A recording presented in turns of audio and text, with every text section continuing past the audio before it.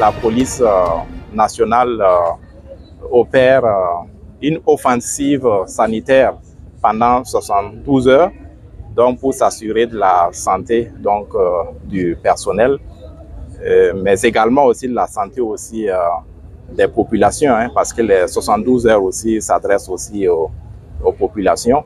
Donc c'est pour vous dire que le ministre de la Sécurité est très engagé et est très soucieux du bien-être des policiers. Et donc le ministère travaille à cela. Et nous connaissons le dicton qui dit qu'il faut un esprit sain dans un corps sain. Et donc, si l'esprit du policier est vertueux, cependant, il faut s'occuper aussi du corps. Comme vous le savez, nous sommes engagés sur le théâtre des opérations de lutte contre le terrorisme, donc en compagnie aussi des autres forces de défense et de sécurité. Et donc, il y a des incidents, des accidents de travail et il peut y avoir souvent, il y a des questions de traumatisme. Et donc, c'est pour cela, ces 72 heures sont consacrées en termes de thématiques à la lutte contre tous ces traumatismes-là. Et donc, le ministre de la Sécurité, je voudrais en tout cas traduire sa reconnaissance envers les organisateurs, notamment la Direction générale de la police nationale pour l'organisation de ces journées.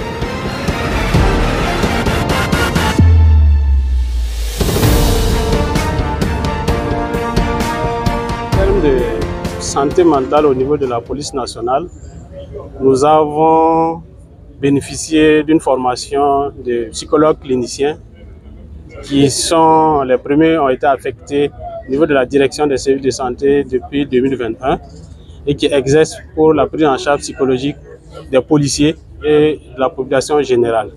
Et avec ces experts, à ce jour, nous comptons au moins 14 psychologues cliniciens au niveau de la police nationale qui travaillent à la prévention des psychotraumas et à la prise en charge des traumatismes au niveau de la police nationale et au niveau des populations générales. Et au niveau de la direction des services de santé, ce qui est mis en place, c'est que même avant le déploiement des hommes sur le terrain de combat, il y a des séances de prévention, de sensibilisation qui sont faites pour que les hommes puissent savoir se prendre en charge sur le terrain. Et au retour des combats, il y a aussi des séances de prise en charge des diagnostics et de prise en charge des psychotraumas qui sont faits au niveau de ces experts. Et le suivi des policiers et des populations est toujours d'actualité. Nous avons beaucoup de centres de prise en charge. Il y a le centre des blessés et il y a des centres de psychothérapie qui sont au niveau de la police, au niveau de la direction des services de santé pour la prise en charge des policiers.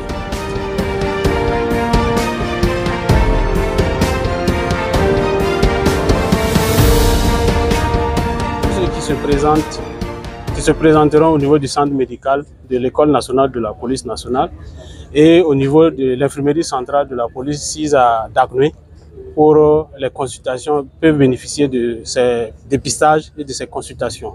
Il faut préciser que les consultations, il y a les consultations médicales, il y a des consultations ophtalmologiques, il y a des consultations psychologiques.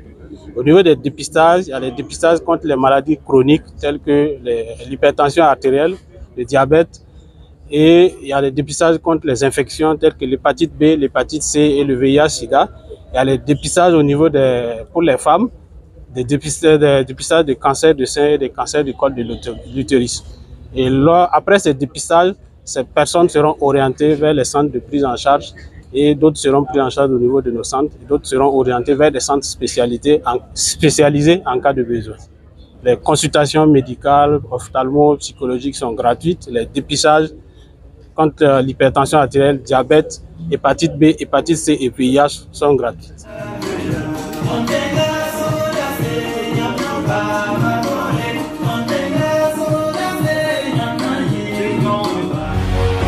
Face 7, une autre facette de l'information au Burkina Faso.